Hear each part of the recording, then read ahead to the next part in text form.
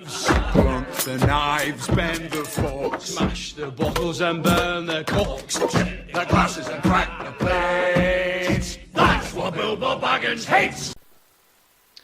Hello there guys, it's the Zonage here on my YouTube channel. Just giving it a quick play of a game called Rust. Now Rust is a multiplayer survival FPS made by Gary Newman, the creator of Gary's Mod, and it's a very, very up-to-date take on GMS Survival. Now, GMS Survival, it was very akin to your old winter survival games that you used to be able to play on Gary's Mod. They built on it, and it actually became a very popular game mode, and Gary sought to release it as a standalone game. And this is Rust. As you can see, I've turned down the graphics settings just for recording quality purposes, but it's a very, very lush, detailed game. As you can see in the top right of the screen, is in alpha. It was released on the 14th of December at 3:10 in the afternoon. Now, with an alpha, you can expect some bugs, some issues with quality, issues with nakedness, especially with my friend Zeiss here. Cheers, guys. And as you can see, I've just been made a set of cloth clothing and given shitloads of planks by my friends here. This is AZ Zeiss and the Naked Caveman. Say hello, you terrible, terrible people.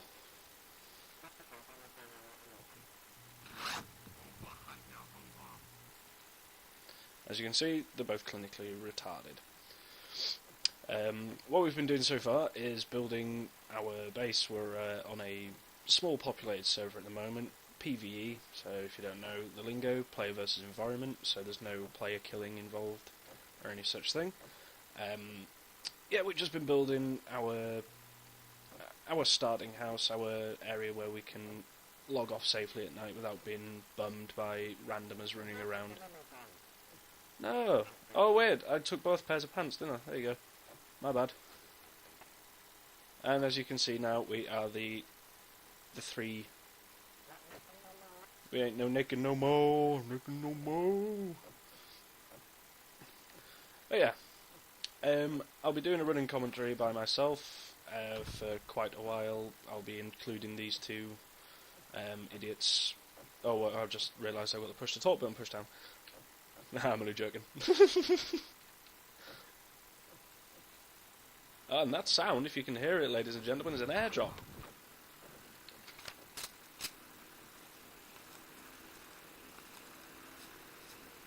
And it seems to be really close by, actually. That's... oh no, wait, that's quite far away. And they're legging it for it. They are going for it. And I'm just left with you guys, so yeah. They've made their own doors. They've given me the biggest jump up because for some reason the foundation placement is a bit skew-whiff at the moment. So I'll quickly run through the crafting with you now. The crafting is quite simple. You have your base resources, your finished products, and your random findables and whatnot. And you've been given... you start off with an extensive list of stuff that you can already build. Now, later on, when you progress, you'll find things called research kits, which are blue boxes that you can put in your inventory. And if you have paper with them, all you have to do is just like drag and drop the box onto an item that you don't know how to craft, and if it's craftable, then you learn the recipe. So it's a nice little system, and it's great fun. We need to make ourselves a metal door. So we got a metal door, we got 200 metal fragments, and we have 50. So we have a look in the oven, and we see we still need more. So in reality, when those have all finished smelting, we should have enough. But what we can do to occupy our time is make some gunpowder. So charcoal and sulphur, element of your crafting, and you go to resource gunpowder, and sometimes people will start off and you have to click the plus and minus, or you can go hold line left control and click, and it'll give you the maximum that you have of your least resource, and then you just hit craft, and it gives you a countdown timer.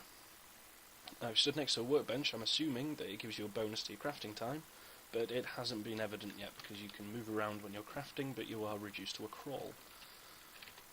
And the crafting time does not decrease when you go away from the crafting table, so I don't know. Neither does the speed. But anyway, as you can see, got armour or clothing. Standard ones, these cloth ones, you can craft quite easily. You get your cloth from hitting animals over the head with a hatchet or a rock. And then you get stuff like animal fat, leather, cloth, meat. The only meat available is actually chicken at the moment. You can get chicken from bears, boars, wolves, deer. Which, if you can explain that, please leave it in the comment section. And there's the gunpowder that's created. So we've got 9mm ammo that we use for our pistol. And you can use ADS, hipfire. You can also create mods, which we don't have any recipes for, but you can get laser sights, RDS sights, silencer, flashlight for the time being. Apart from that, there's not much else we can do unless we craft some more ceilings, which we will do actually, because we need ceilings. So we go ceiling, craft 4. Actually, how many ceilings do we need? 1, 2, 3, 4. 4 exactly. Beautiful. Craft 4 ceilings, which will take 238 seconds, so it's not an instantaneous crafting. You actually have to be patient with your crafting. You have to be very smart with resources as well. And as you can see, it's got a dynamic day-night cycle with light shafts, DOF effects, some shadows, some bloom. I mean, like I said, I'm running everything on the good setting, so it looks nice and it performs well while it's under the strain of recording. As for sounds and stuff like that, the sounds are sounds very nice, you know. It's got everything that you'd want, even torches. It actually casts proper dynamic lighting around you, or bandages and stuff that you can actually heal your wounds with. It currently says that we're cold at the moment, so if we go downstairs and stand next to the campfire, you'll see that it's changed the comfort. And I'm guessing it increases your regeneration on your health, keeps your food from dropping at an exponential rate. You can see there's also something called RADS down there. That's your radiation sickness. There are some certain areas in the game worlds and on the maps, especially with the release one. There's only one map at the moment, I'm led to believe. If you go into those areas and you can hear a ticking of your radometer, and that'll start that value of 0 will start climbing. When it gets to 500, you're dead. Sorry to say it, but nobody can survive that much radiation poisoning. You can alleviate it with radiation medicine, or you can craft yourself radiation armor, which are rad suits, which kind of just look like white bandanas, white shirt, white trousers, white boots. But it looks completely differently to player models, so again, I don't know, explain that bottom. Apart from that, yeah, it's very nice, runs very smooth, and I'm thoroughly enjoying it. My friends are thoroughly my screen just froze slightly. We're jittering a bit. But it's to be expected, it's an alpha, it does the job nicely, I like it. Thumbs up to Gary Newman, made us another great game again. And I shall probably see you again sometime later. This is the Zoonage signing out. Actually, scratch that, as an afterthought, I just realised that I didn't show you the placements. Our ceilings are actually nearly done crafting, so you have to bear with my drivel for another 53 seconds or so. What else can we think of to tell you fine people? Food system. Nom nom nom, indeed. Food, back up to 3,000. Beautiful. Yeah, it's quite interesting. I mean, playing earlier on today, on a different server, we had everything you could possibly want. We had loads of recipes for silencers and everything. We had pretty much amazing weapons, full radiation armor, excess amounts of resources to build, and we logged out and got robbed. So building defences can be, I'd say a very, very good call for some people. I mean, you can make your fortresses and your towns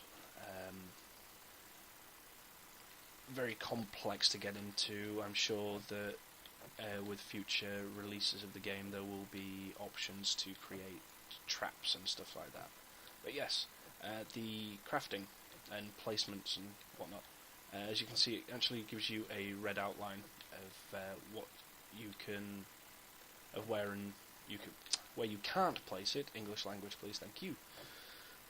And when it turns green, it means it's available to place. You rotate it with your middle mouse wheel, and yeah, that's it. That's everything completed. To put it away, just click the corresponding button, and as you can see, everything is placed. The sun is setting. Those rocks are red. There's red as well, and that's red as well. Anyway, enough talking. Thank you very much for tuning in. See you next time.